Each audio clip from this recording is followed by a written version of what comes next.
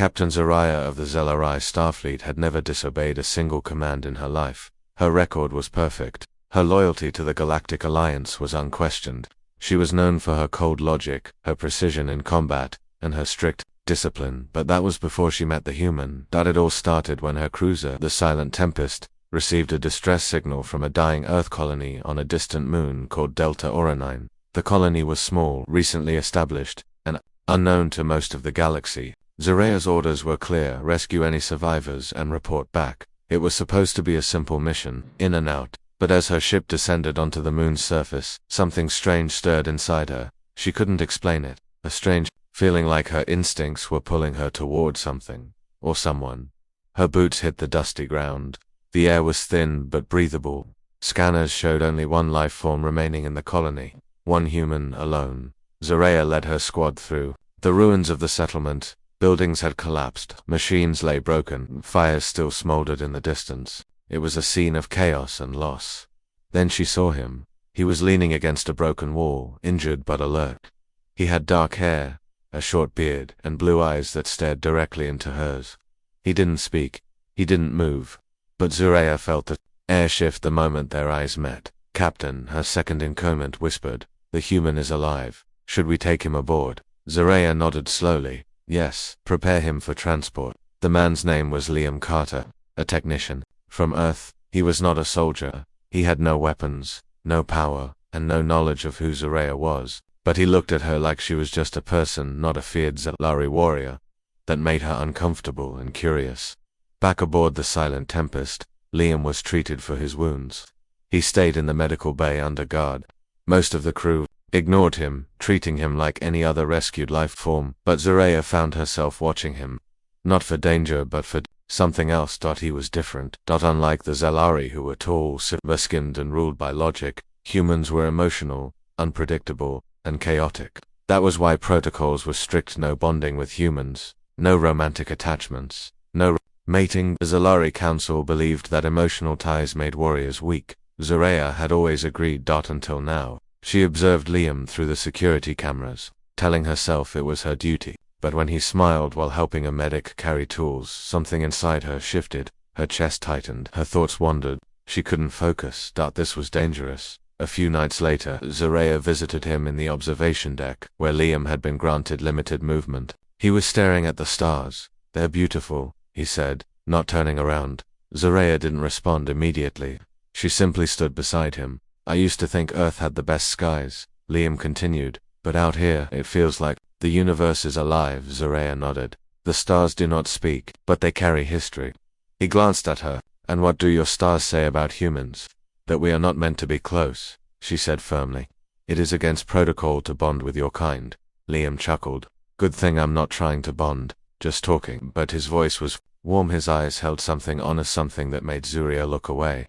She wasn't used to being seen like that. As the days passed, Zariah found more excuses to visit him. At first it was official, asking questions, checking on his health, reviewing his colony report. But slowly, those reasons faded. One evening Liam showed her a drawing he'd made. It was of her starship, flying over a burning colony. "You drew this?" she asked, surprised. He nodded. "Helps me stay calm. Helps me remember that someone came for me." Zariah felt a strange warmth in her chest. She didn't know what it was. Her training had no words for it, but she knew she wanted to protect this human. Later that night, in her private chambers, she stared at the stars again, alone. Her thoughts were full of Liam, his voice, his eyes, his quiet strength. She scolded herself. This was foolish, dangerous, against protocol. And yet, she remembered how he looked at her, not with fear, not with awe, but like she was more than her armor and title.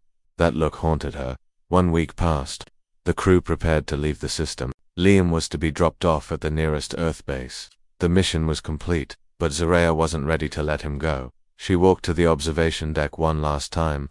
Liam was there, looking out at the stars, as always. "You're leaving soon," he said softly. She nodded. "It is what must happen." He turned to face her.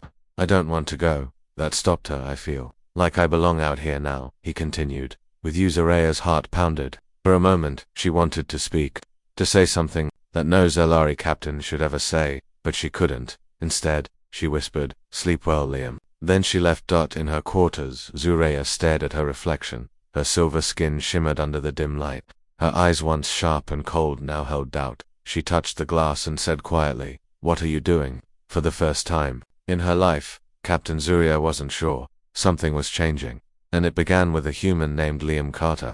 Captain Zuria sat in the command chamber of the Silent Tempest, staring at the message on her console. It was direct, formal, and final. Return the human to Earth Command Station within 48 hours. Further contact is unnecessary. Protocol Class 5. Must be observed. No emotional interaction. No attachment. Signed, High Admiral Threx of the Zalari Council. Her fingers tightened around the console. Her expression remained calm, but her thoughts were in chaos. She had never questioned orders before, never thought twice about obeying, but now things were different, because of him. Liam Carter, the human who smiled in the face of destruction, the human who looked at her like she was not just a captain or a soldier, but someone real. She left the chamber silently and walked through the corridors of the ship.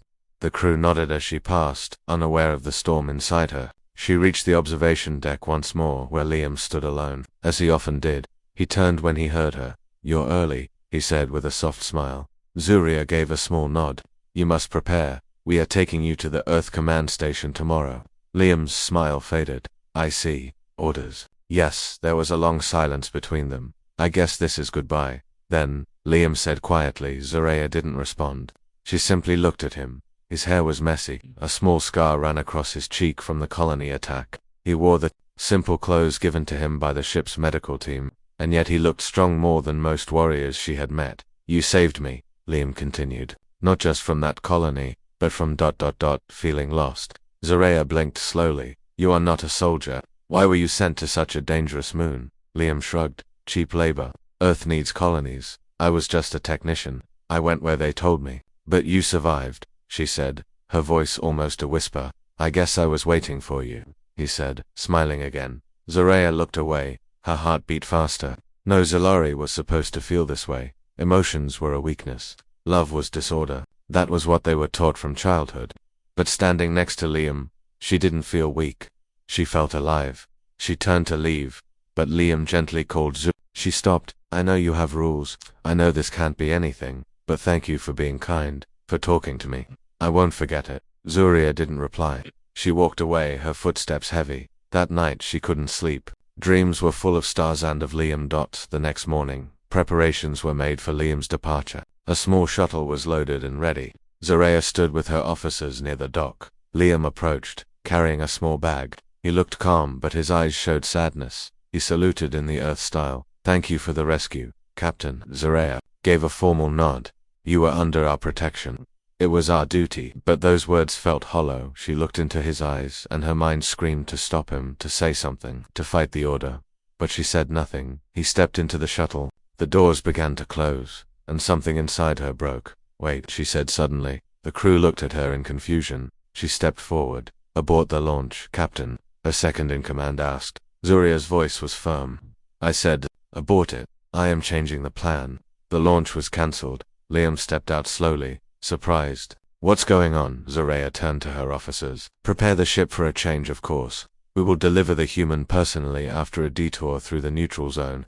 "That's not protocol," the officer said. "I am aware. You'll be questioned." "I am still the captain," she replied sharply. "Do as I say." The officers obeyed, though unease passed through the room. Later, in her quarters, Zuria sat across from Liam. "You disobeyed orders," he said quietly. "Delayed them," she corrected. "There is a difference." "But why?" She didn't answer right away. Her eyes studied his face. Then she said slowly, "Because I needed time to understand this. This what I feel." Liam's breath caught. "I thought maybe it was just me." "No," Zuria said softly. "It is not just you." They sat in silence, but the air between them felt warm, like something unspoken had finally been said. Then the alarm sounded. Zuria stood quickly. Report her come lit up. "Captain, we are being hailed by a Zalari patrol ship. They demand to know why we have not completed the human transfer." Zuria's eyes narrowed. "Ignore them for now. Prepare evasive maneuvers, but the A will report you to High Admiral Threx, I know." Liam stood beside her. "I didn't mean to cause this." Zuria looked at him. "You didn't cause it. I made the choice." He looked into her eyes. "Then let me help." "You already have," she replied. Over the next day, the Silent Tempest flew into the neutral zone. a place between Zalari space and human territory. It was dangerous, full of pirates and abandoned stations, but Zoraya didn't care. She needed space, time, freedom to think without the council watching. In that time she and Liam talked more. He told her about Earth, about music, about rain and the taste of real food. She told him about the stars, her battles, her childhood in a cold academy where emotions were forbidden. You were trained not to feel, he said. Yes, but you're feeling now. I don't know how to stop, she admitted. Liam smiled. Then don't. That night, Zoraya stood alone on the viewing deck. The stars blinked like quiet watchers. Liam joined her. They didn't speak. They simply stood, side by side, looking at the galaxy. And though she said nothing, Zoraya knew something had changed. Her heart had chosen a path, a dangerous path, but one she could no longer walk away from. Captain Zoraya stood at the main control panel of the Silent Tempest, her silver eyes locked on the warning lights flashing across the screen. The ship was now officially in the neutral zone, a place filled with silence, old wreckage, and danger. It was the only place far enough from the Zalari Council's reach at least for a while. Her second-in-command, Officer Rel, approached carefully. Captain, he said, we've received another encrypted message from High Admiral Threx. This time, it's a direct threat. Zoraya didn't look away from the screen, read it. Rel hesitated, then spoke. Captain Zuria, your actions violate Zalari military law. Return the human and your ship at once or face consequences. You have 24 galactic hours. This is your final warning. The words were heavy. Everyone on the bridge could feel the tension. No one said anything. Zoraya slowly replied, we're not turning back. Rel's eyes widened. Captain, if you go against the High Admiral, they will come after you. I'm aware, she said firmly. Prepare the ship for full defense mode. Keep scanning for council ships. We stay hidden. Yes, Captain. As Rel walked away, Zoraya turned and left the bridge. Her steps were quick, but her mind was full of thoughts of war, of duty, and of Liam. Liam was in the small garden bay, a quiet part of the ship used to grow oxygen plants. He sat near a water panel, watching the artificial waterfall. It reminded him of Earth. When Zoraya entered, he stood up. I heard something. Is everything okay? No, she said honestly. The council knows I disobeyed. They have sent a warning. We are being hunted. Liam stepped closer. Because of me, Zoraya shook her head. Because of me, I made the choice to keep you on this ship. I made the choice to delay your return. But I don't want to go, Liam said softly. I don't want to leave you. Zoraya stared at him.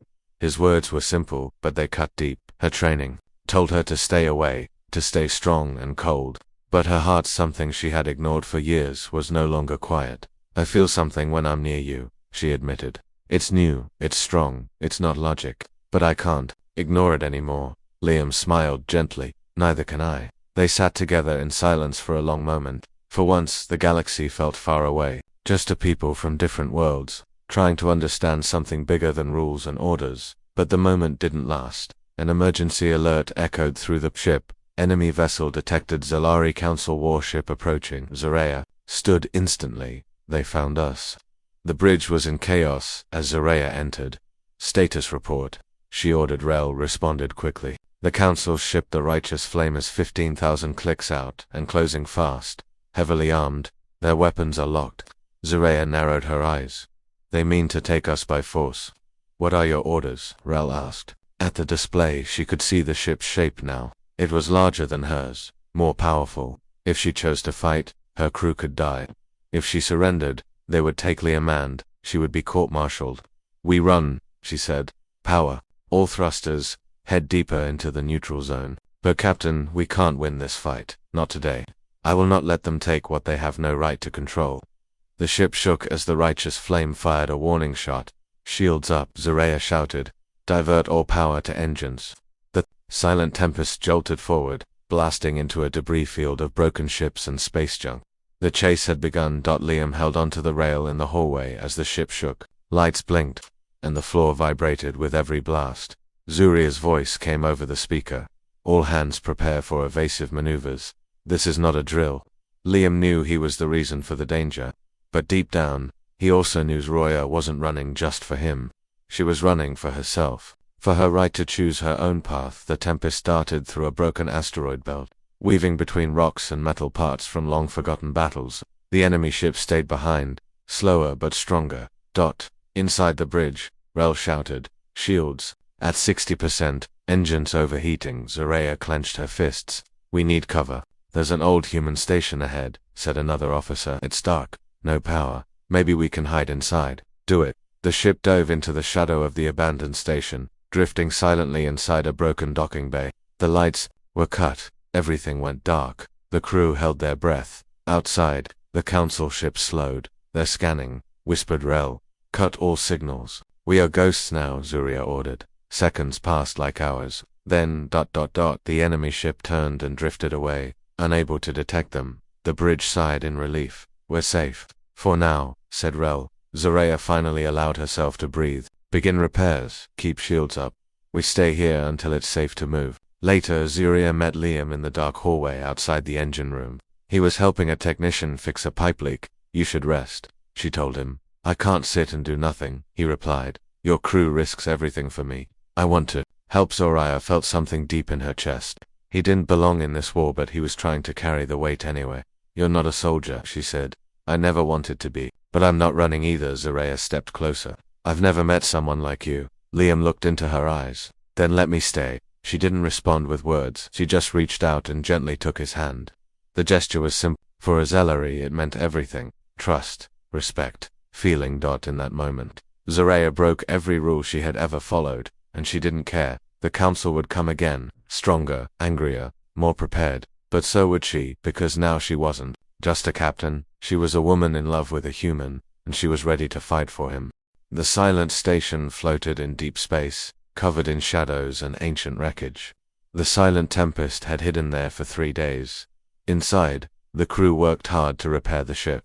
Shields had been damaged, engines had overheated, food supplies were low, but the spirit of the crew remained strong. Captain Zaraya stood at the main viewport of the bridge, watching the dark void. Her thoughts were deep. Every hour spent in hiding was another hour closer to being hunted again. She touched a small device in her hand, a secret communicator she hadn't used in years. What are you planning, Captain? Asked Officer Rel, stepping beside her. I'm reaching out to someone who might help us. Rel looked surprised. Help us? Against the council? Zaraya nodded. There are others, quiet ones. Officers, captains, even senators who think, like I do, they stay hidden because they fear punishment. But I believe they're ready to rise.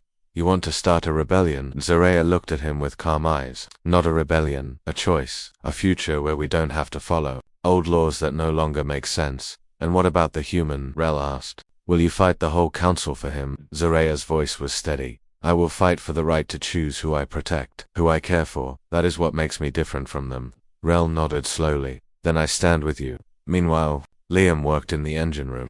He had become close to the crew, helping fix cooling systems, and even learning to speak a little of the Zelari language. The crew respected him. At first they were unsure he was, after all, a human. But now they saw his heart, his effort, and his courage. Zura entered the room quietly. Liam looked up and smiled. You look tired, he said. I've sent a message, she said, to someone who used to be my mentor. Liam wiped his hands on a cloth. Do you think they'll answer? I don't know, but we need allies. Because of me, Liam said softly. Zaraya shook her head. Because of us, this is bigger than one person now. Liam stepped closer. If you need me to leave, to keep your crew safe, I will. Zaraya looked into his eyes. No, we stand together. He smiled, and they stood quietly, side by side. The danger was real, but so was their bond. 12 hours later, the secret communicator buzzed. Zaraya rushed to her private chamber and activated it. A hologram appeared. A tall Zelari male in ceremonial robes.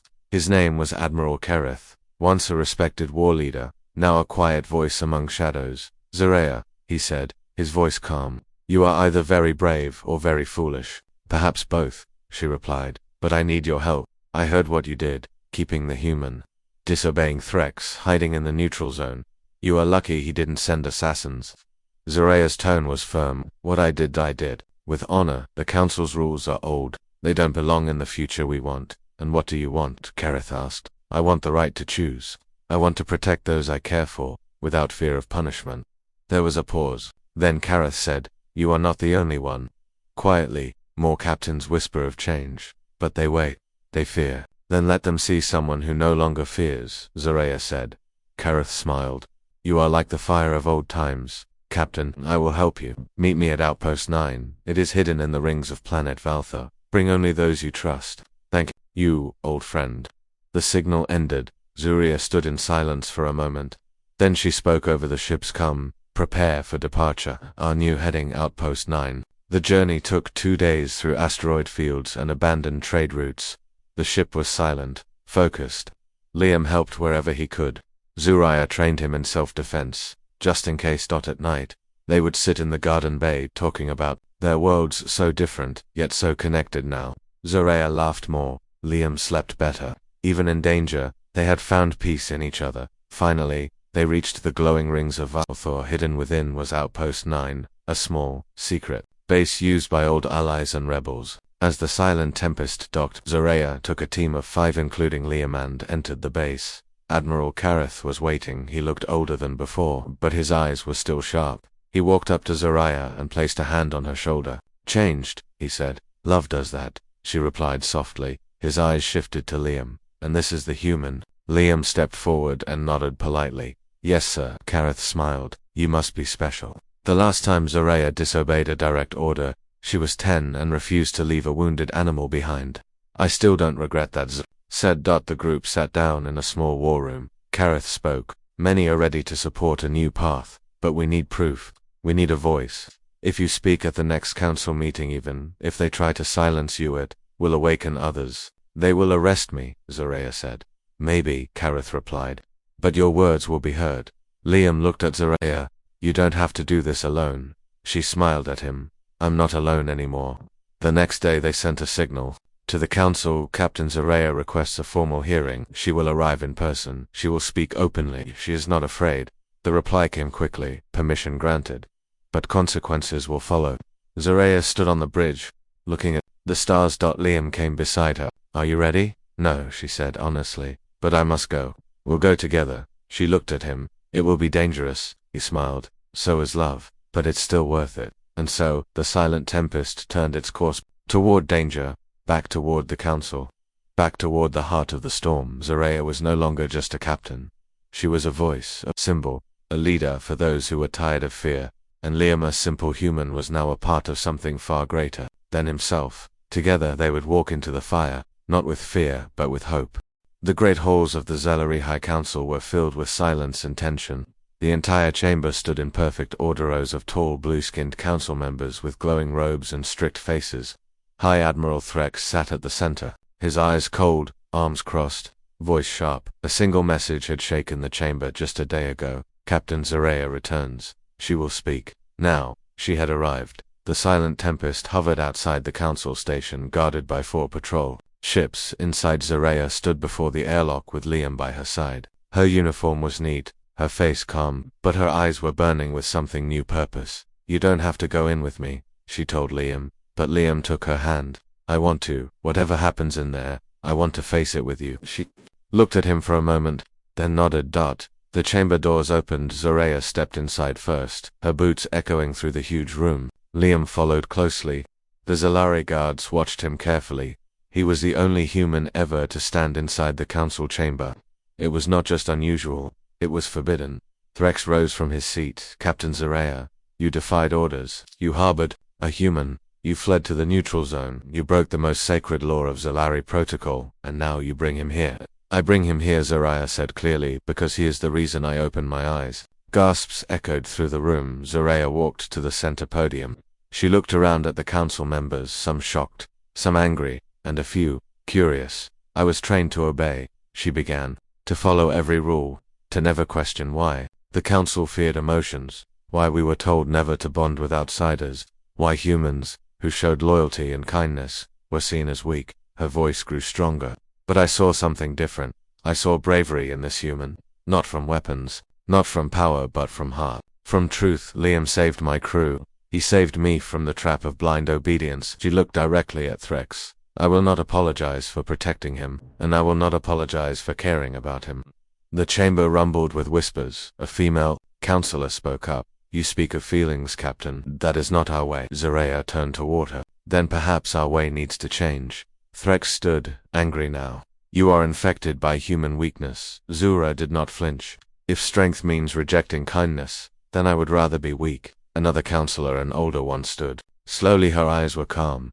Captain Zaraya, what do you ask of us? Zaraya looked around the chamber, breathing deep. I ask for the end of the protocol that forbids connection with humans. I ask for the right to choose who we trust, who we protect, who we love. The room exploded with noise, shouts, arguments. Some counselors were furious. Others sat in stunned silence. Threx raised his hand. Enough. She has confessed to her crimes. We will vote. Immediate demotion, court-martial, and permanent exile. But before the vote could begin, something unexpected happened. A voice spoke. Out from the far row, I support her. Everyone turned out. It was Admiral Kareth Suria's old mentor walking into the chamber. His robes marked him as retired, but respected. She is not wrong, Kareth said. The galaxy has changed. Humans are not enemies.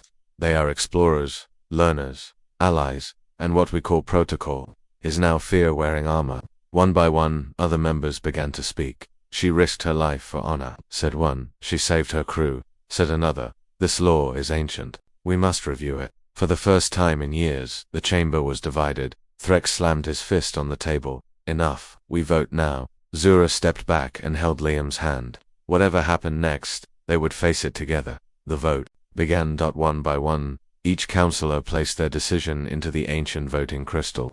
The chamber glowed with each answer red for punishment, blue for mercy. The crystal pulsed, then froze. The result, equal, half in favor, half against. Everyone turned toward the center seat, the chair of final judgment. But that seat was empty.